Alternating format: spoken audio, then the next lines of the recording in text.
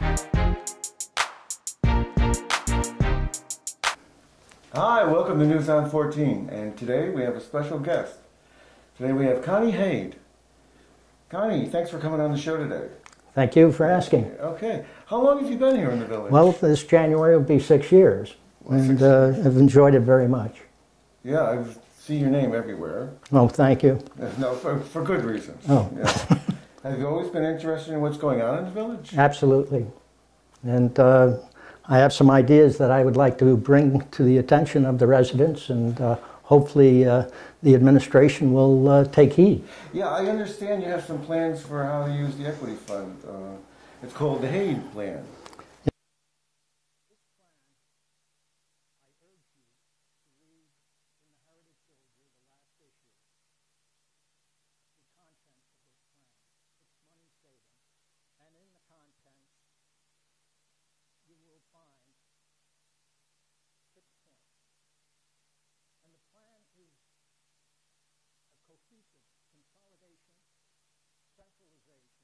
Services and clubs, streamlining them in an efficient manner, eyed to save the village significant money for the years to come.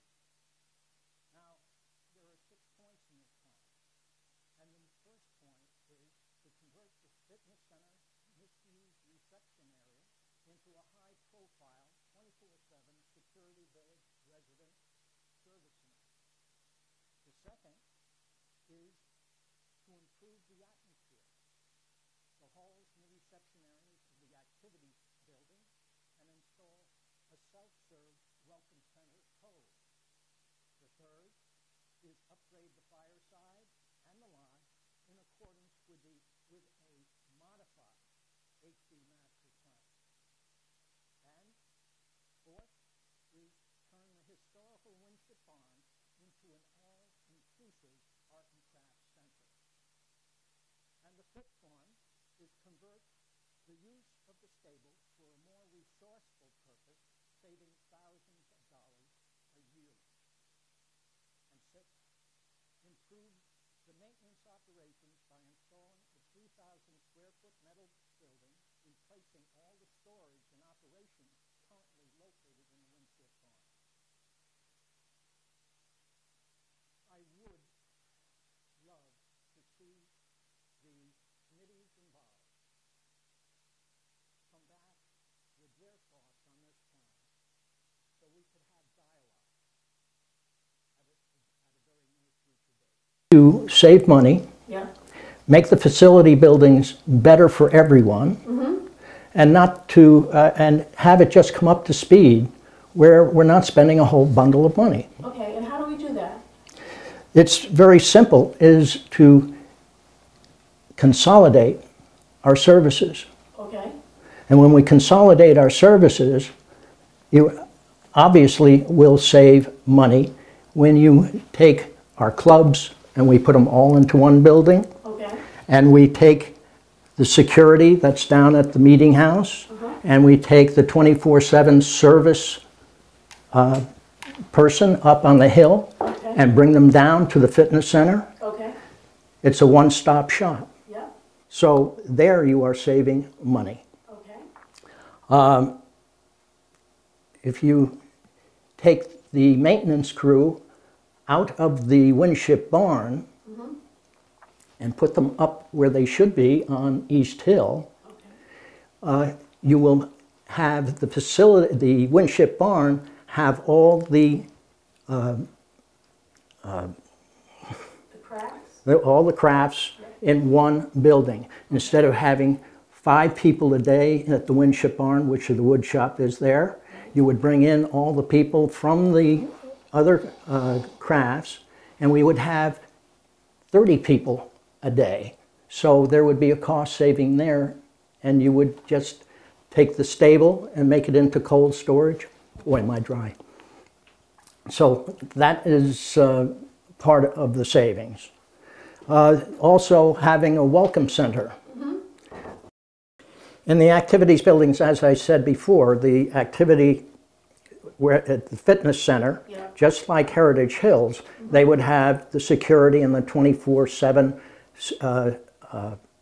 services Right. right there. And then down the hall, we would have the welcome cove, the self-serving welcome cove. Those are the only two things that I would do, except I would garner the walls with a bright colored wall Right. finishing and get away from the old barn siding that we have. That's not too appealing. That is the only thing I would change in the activity center right now. Okay. What about fireside and the lodge? Fireside and the lodge, we should not spend the kind of money that the administration is looking to spend, and that's around $500,000 on each dwelling. Not dwelling, but they basically are almost like a residence. And we could upgrade the lodge, we can upgrade the fireside for $150,000 to $200,000 each.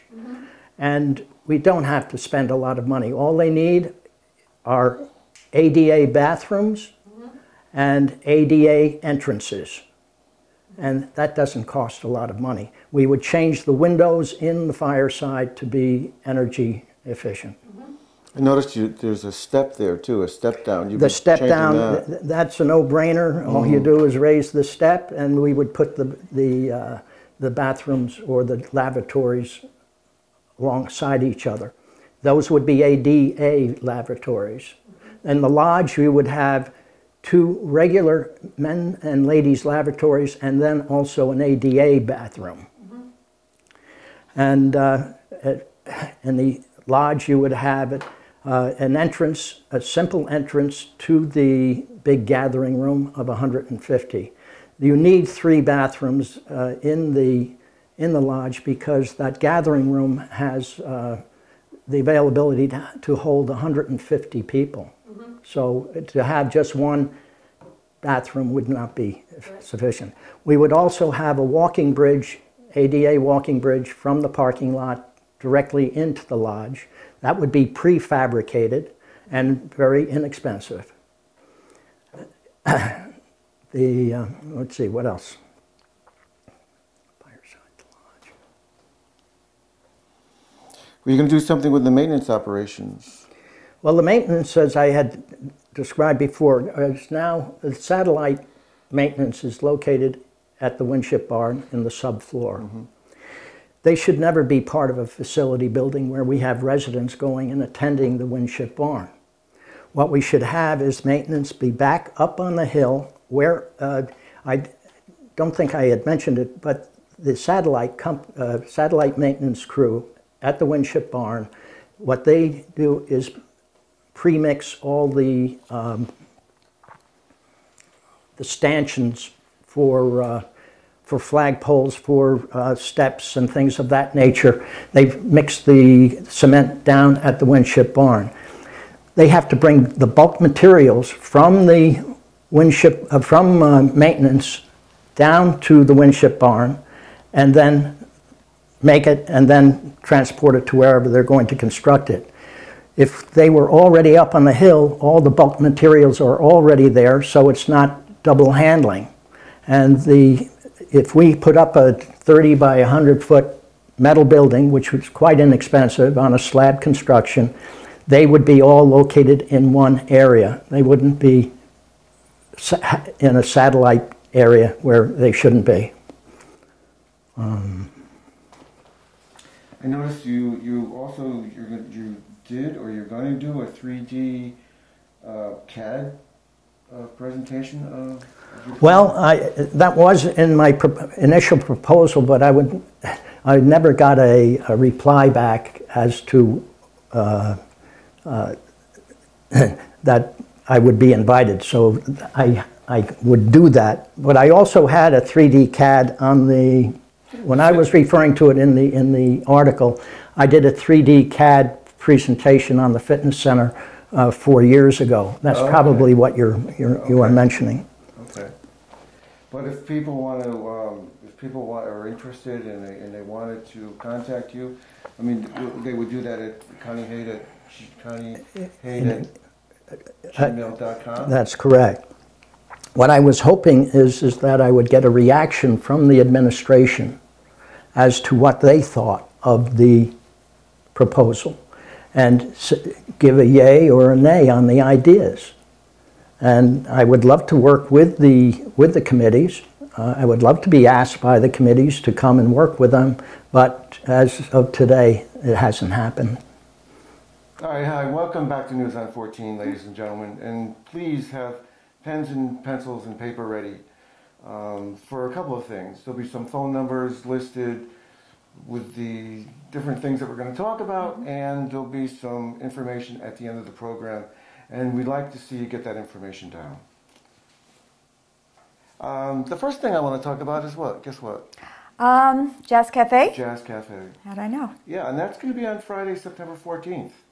The entertainment's going to be by the Harry Allen Quartet, and there's going to be a social hour at 6, and then the program starts at 7. It's going to be at Sarah Cook Hall, and Linda Magora, the Director of Recreational Services, would really like to see this attended. And then it's a recreation of a actual jazz cafe. Really? Yeah. Wow. I imagine they'll have some stuff set up to make it look like a jazz cafe. And you're going to have some recording. The people in the band are absolutely outrageous. There's Harry Allen, who's on tenor sax. You got he's played with Rosemary Clooney, Tony Bennett. Oh my goodness! And you got Joel Farbs on acoustic bass. You got legendary Chuck Riggs on drums. Fantastic event. You should attend. And the tickets are only $14 and $15 for non-owners. But the tickets and table reservations are available at Activities. And you can call Activities to volunteer to carpool. And if you need a ride, there's one for you. All you got to do is call 264-9644, extension 221, and get a ride. That's great. That's wonderful. Yeah. What's next? Okay, I wanted to tell everybody about a really, really beautiful trip coming up, the Fall Foliage Bus Trip to Kent, Connecticut. First, you will stop at scenic Kent Falls for a beautiful, picture-perfect view and a wonderful opportunity to take picture-perfect pictures. Picture-perfect pictures. Yes. And then you go to lunch at Doc's Trattoria, and this is a price-fixed lunch.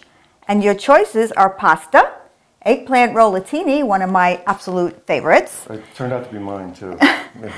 And chicken. So after lunch, you can go into town, you can go to Main Street and walk around, maybe do a little shopping, a little bit sightseeing up until 2 o'clock. And at that time, you will go to the Morrison Gallery.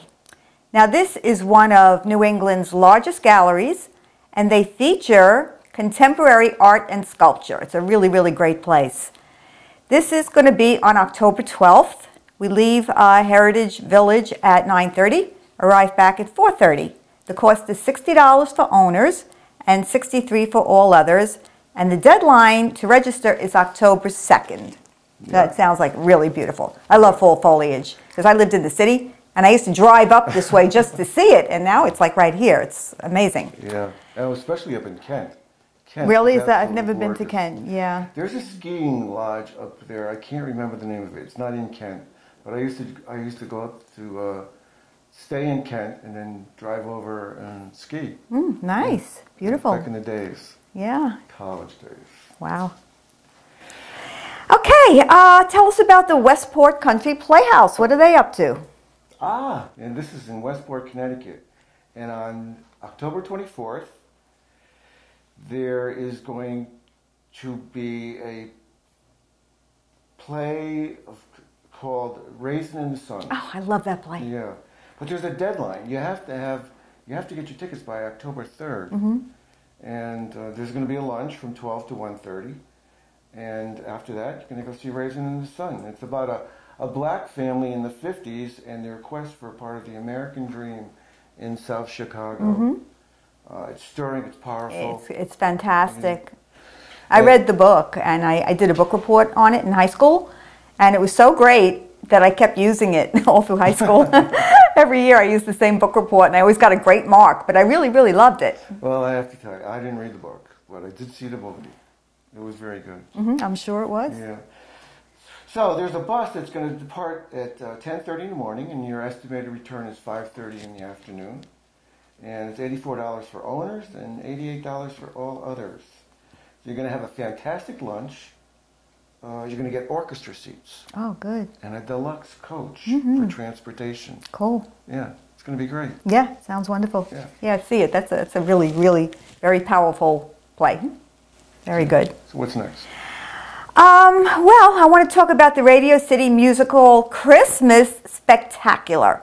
Like, I know it seems early. I really can't believe we're discussing this already. We're talking about Christmas.